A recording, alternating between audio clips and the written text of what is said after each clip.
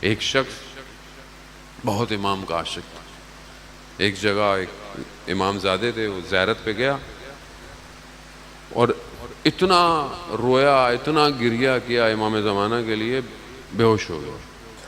لوگ آئے، پانی ڈال رہے ہیں، ہلا رہے ہیں، کسی طریقے سے ہوش میں آ جائے. کسی نے بولا ڈاکٹر کو بلاؤ، کسی نے بولا طبیب کو بلاؤ، بولا کچھ لے کے جاؤ. تو اس کو تھوڑا سا ہوش آیا، بولا اس کو لے کے جاؤ، تھوڑا ہوش آ گیا، اس کو طبیب کے پاس لے کے جاؤ.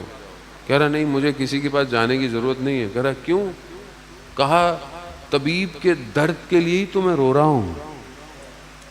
اصل طبیب تو امام زمانہ ہے اور میرا درمان اسی کے پاس ہے، کسی اور کے پاس نہیں ہے. خوب یہ کیفیت میری ہے یا نہیں ہے؟ متا ترانا و نراخا، کب آپ ہمیں دیکھیں گے اور کب ہم آپ کو دیکھیں گے. بہت ضروری ہے یہ استعراب، ضروری ہے. یہ استعراب ہوگا تو معاملہ آگے بڑھے گا. میں مجلس میں ہوں، اہل اجل ہے، مجلس سے باہر ہوں، اپنی زندگی ہے، صبح شام ہے، مجھے کوئی پریشانی نہیں ہے، مجھے کوئی اضطراب نہیں ہے، میرے اندر بے چینی نہیں ہے. امام نہیں آ رہے، بے چینی نہیں ہے. نہیں، کہاں آئیں گے؟ جس کو بے چینی ہے وہ تڑپتا ہے، تڑپتا.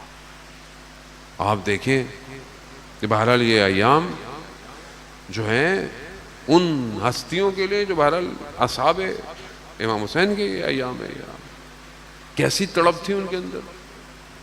آپ سنتے رہ رہے ہیں واقعات. مصائب آنے والے دن ہے کہ بعض لوگوں کو خط ملے کتنا تڑپ رہے تھے. حبیب کو جب خط ملا ہے کتنا تڑپے. جب احساس ہو گیا تڑپ پیدا ہو گئی. اذان موت، روز عاشور ظہر کے وقت ایک شخص امام کی خدمت میں آیا اور امام سے کہا مولا وقت کا، نماز کا وقت ہو گیا. امام تھوڑی دیر رکے. تھوڑی دیر کے بعد امام نے اسے کہا کہ ہاں اب نماز کا وقت ہو گیا ہے. نماز کے عشق میں تھوڑا پہلے آ گیا امام کے پاس، تھوڑا جلدی آ گیا تھا. امام جانتے ہیں سیکنڈ کے بھی ملی سیکنڈ میں کہ نماز کا اول وقت کب ہے. ہاں ٹھیک ہے، ان کو بولو کہ جنگ بند کریں، ہم نماز پڑھتے ہیں. مگر وہ کہاں وہ جنگ بند کرنے والی قوم تھی.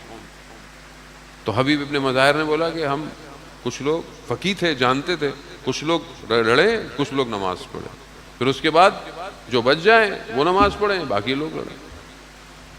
کو امام نے نماز کو قائم کیا. ادھر سے سعید ہے، زہیر ابن کہن ہے، انہوں نے اپنے وجود کو امام کے سامنے پیش کیا. 13 تیر سعید نے کھائے، 13 تیر کھائے. امام کی نماز مکمل ہوئی، سعید گر گئے. امام سعید کے پاس پہنچے، سعید سے کہا. سعید نے یہ نہیں کہا کہ میں نے بہت بڑا کام کیا، کہا مولا راضی ہیں. یعنی اتنا کچھ دینے کے بعد بھی امام سے کہہ رہے ہیں مولا راضی ہے. امام نے کہا ہاں سعید تم ہم سے آگے آگے جنت میں جا رہے ہو. یہ کون لوگ تھے؟ یعنی یہ جب تک امام نہیں سمجھ میں آئے گا یہ نہیں ہو سکتا کام. نہیں آئے. دعا مانگا کریں ذہن موت. میں خود دعا مانگتا ہوں، ہمیشہ مانگتا ہوں اپنے لیے، آپ میرے لیے مانگیں، اپنے لیے مانگیں، سب کے لیے مانگیں کہ ہمیں امام کی معرفت عطا ہو، ہمیں امام کی نوکری ملے. کیا کریں گے؟ وہ جملہ آپ کو یاد ہے نا مسلم، جناب مسلم کے بھائیوں کا شب عاشورہ کیا کہا تھا؟ امام نے کہا تھا نا مطلب چلے جاؤ، سب چلے جاؤ، اور جناب مسلم کے بھائیوں کو کہا کہ بھائی تمہارے ایک بھائی نے قربانی دے دی، بس اب یہ تم لوگ چلے جاؤ. یہ صبح مجھ سے ان کو ہے. انہوں نے کیا کہا تھا؟ مولا خاک ہو ایسی زندگی پہ جس میں آپ نہیں ہیں. آپ نہیں ہیں تو میں کیسی زندگی گزار رہا ہوں امام زمانہ کے بغیر؟ کیا زندگی ہے میری بغیر امام کے؟ 70 دفعہ ان کے جملے ہیں، 70 دفعہ مولا مارا جائے، 70 دفعہ، اور 70 دفعہ ٹکڑے کیے جائیں، 70 دفعہ بدن کو جلا کے خاک کر دیا جائے.